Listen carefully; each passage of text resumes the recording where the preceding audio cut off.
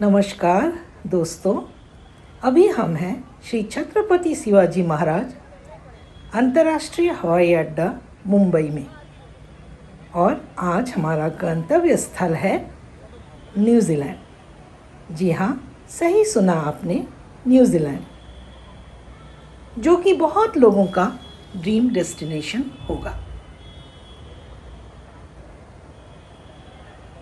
देखिए, चारों तरह का ये वातावरण, ये एम्बियंस बहुत ही मनमोहक है और मैं उत्सुक हूँ अपने ट्रिप के लिए।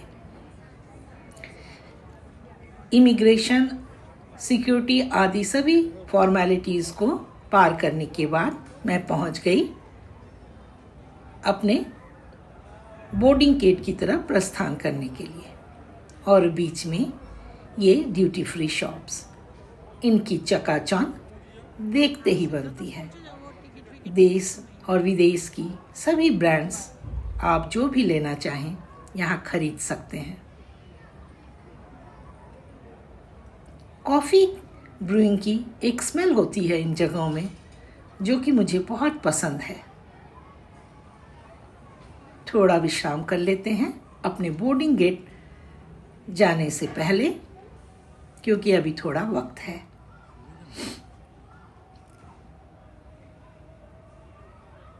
चलिए अब बोर्डिंग गेट की तरफ चलते हैं,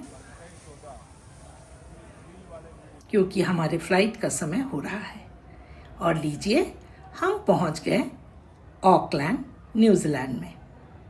ये ऑकलैंड का एयरपोर्ट है और यहाँ भी हम इमिग्रेशन प्रोसेस को पार करते हुए बाहर आ चुके हैं।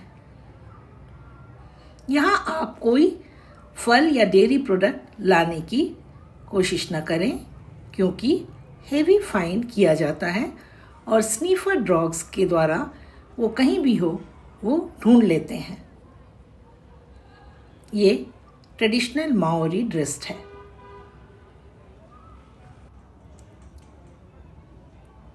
आज हम ऑकलैंड में हॉलिडे इन में रेस्ट करेंगे नाइट में, और दूसरे दिन हम सुबह प्रस्थान करेंगे वाइटोमो प्रांत के लिए।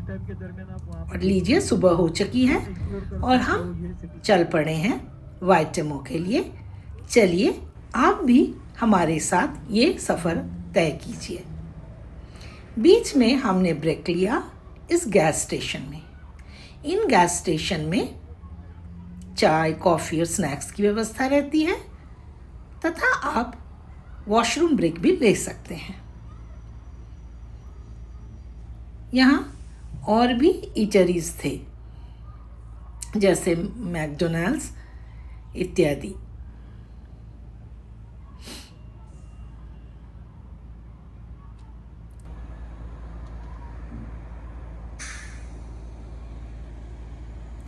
न्यूज़ीलैंड एक प्राकृतिक सुंदरता वाला देश है। यहाँ की जनसंख्या केवल 54 लाख या 54 लाख है। हम भारतीयों को यह सोचकर के भी आश्चर्य लगता है, क्योंकि हमारे कई शहरों के जनसंख्या इससे ज़्यादा है। लीजिए, हम पहुँच गए वाइटोमो प्रांत के ग्लोवर्म केव्स में, जो यहाँ की आकर्षण का केंद्र है। ये केव्स अपने स्टेलेक्टाइट और स्टेलेग्माइट के फॉर्मेशन के लिए फेमस है। ये फॉर्मेशन मिलियंस ऑफ ईयर्स प्राकृतिक इवोल्यूशन में बनता है। और जैसा कि हमें मालूम है, स्टेलेक्टाइट्स ऊपर सीलिंग से केव से आते हैं और स्टेलेग्माइट ये नीचे से धरती से ऊपर की तरफ बढ़ते हैं और कई जगह ये मिल भी जाते हैं, एक पिलर्स टाइप का फॉर्म करते हैं। अंदर फोटोग्राफी या वीडियोग्राफी सख्त मना है, इसलिए आप बाहर का ही नज़ारा लीजिए, क्योंकि हम अंदर से उसे दिखा नहीं पाएंगे। लेकिन हमारे भारत में भी अगर आप मेघालय या फिर पोर्ट ब्लेयर, चिलिया टापू वगैरह में जाएंगे तो वहाँ भी ये केव फॉर्मेशंस हैं। इसके अलावा ये केव फेमस है ग्लो वर्म्स के लिए।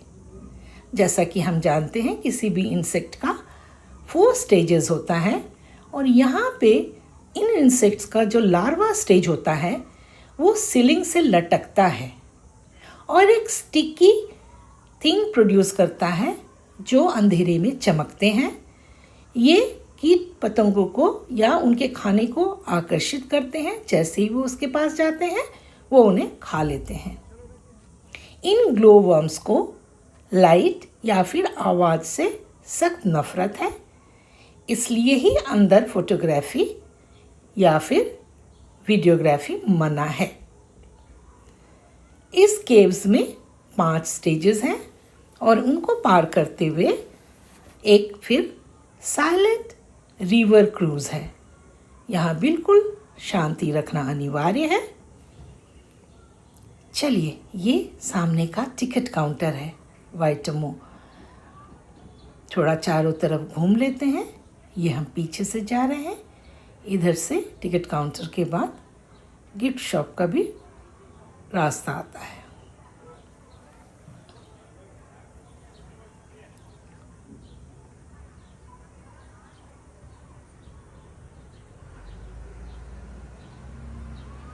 हम आ गए इनके गिफ्ट शॉप में।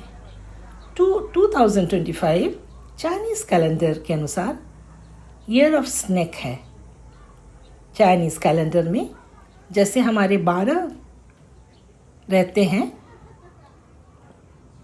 और इनमें क्या है कि ये 12 हॉरोस्कोप में इनके एनिमल्स के मोटिव रहते हैं और उन एनिमल्स के अलग अलग कैरेक्टर रहते हैं। ये जो एनिमल्स का जो ईयर है उनका ईयर ऑफ बर्थ के अनुसार ये तय रहता है। हमारा जैसे दिन क्षण के अनुसार हमारी कुंडली बनती है, ऐसी उनकी नहीं होती। यहाँ जो भी देख रहे हैं यहाँ पे ये न्यूजीलैंड डॉलर में प्रदर्शित है इनके दाम, और 1 न्यूजीलैंड डॉलर हमारे भारत के INR के 50 रुपये के बराबर है।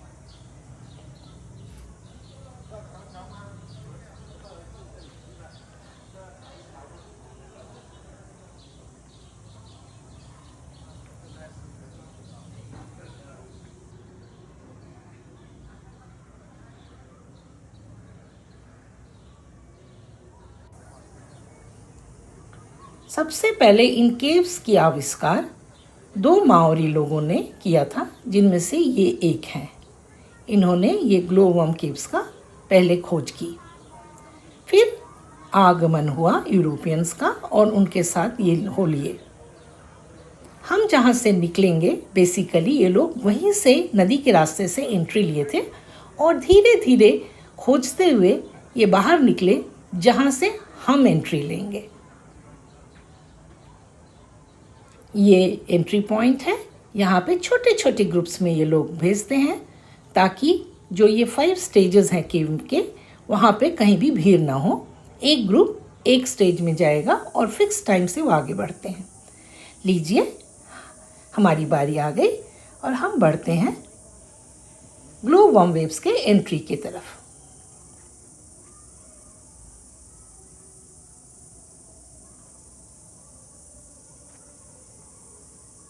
चारों तरफ घना जंगल है और ये है हमारी गाइड। ये माओरी हैं और इनका नाम मेरे है और ये हमें बाहर जाने से पहले एक्सप्लेन कर रही हैं और हमारा आवभगत कर रही हैं। ये बार बार बता रही हैं कि हमें फ़ोटोग्राफी आदि नहीं करना है और बिल्कुल शांति बनाए रखना है। और हम ये लीजिए बाहर आ गए। एक इस नाव पे हम आए थे।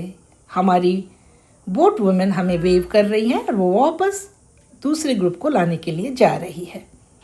इसके अंदर का दृश्य बहुत ही अलग और मनोरम है, अद्भुत है, थोड़ा आश्चर्यजनक और वैचित्रमय है। इसको वहाँ जाकर के ही आप अनुभव कर सकते हैं इसकी वर्णना करना बहुत मुश्किल है। अंधेरी गुफा और ऊपर छत में जगमगाते हुए ग्लोवर्म्स छोटे छोटे जुगनू या टिमटिमाते तारों की तरह। हम निकल चुके हैं और अब हम एग्जिट पॉइंट पे जाएंगे। मैं दिखा रही हूँ आपको रास्ता।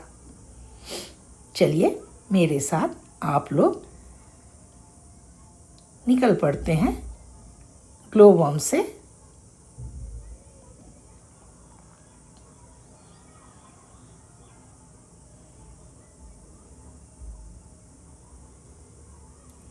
इधर से रेस्टोरेंट और गिफ्ट शॉप का है।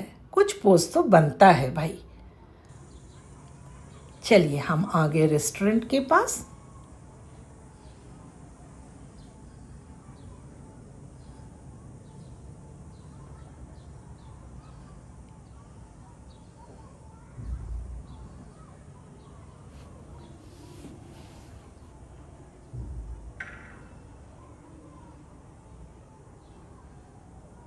ये तस्वीर है यूरोपियन की और ये माओरी की, जिन्होंने पहले इसकी खोज की।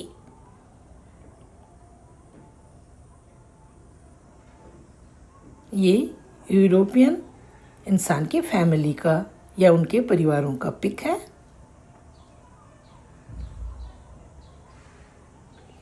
और ये चित्र है माओरी मैन जिन्होंने पहले और उनके परिवार का, जिन्होंने इसकी खोज की। हम गिफ्ट शॉप में आ गए हैं। यहाँ विभिन्न तरह के गिफ्ट्स आइटम हैं।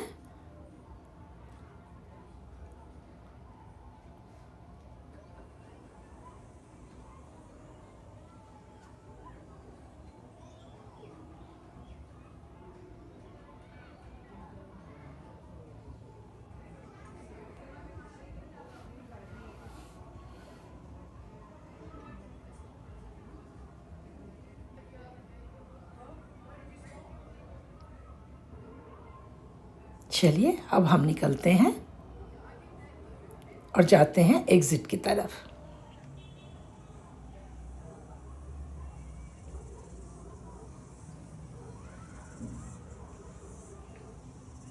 ये अंडरपास है, रोड के नीचे है और इसी से हम होते हुए रोड की दूसरी तरफ चले जाएंगे। यह एक बेहतरीन व्यवस्था है जिसमें आप रोड पार करने की ज़रूरत नहीं और कोई एक्सीडेंट भी होने की संभावना नहीं।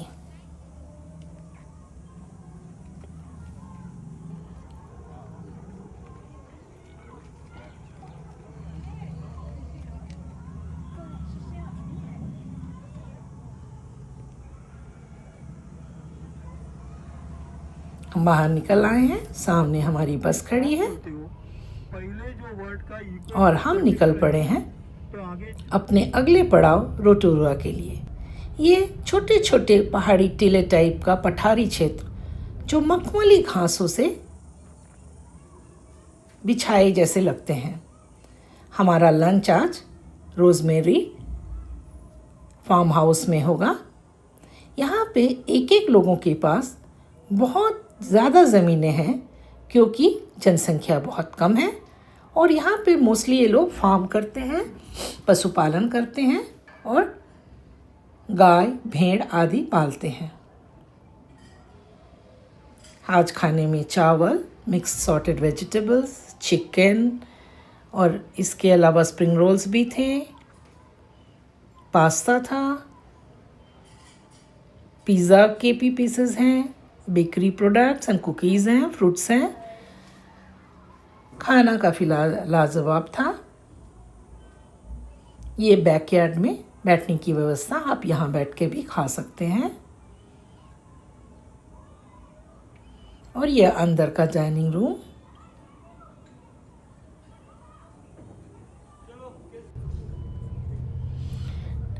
लंच के बाद हम निकल पड़े अपने अगले पड़ाव रोटोरुआ की तरफ।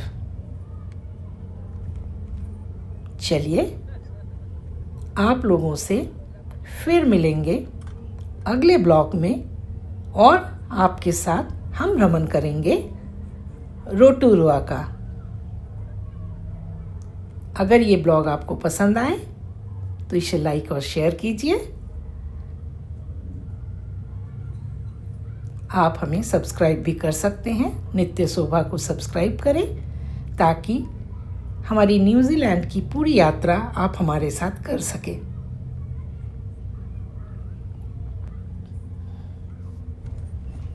धन्यवाद।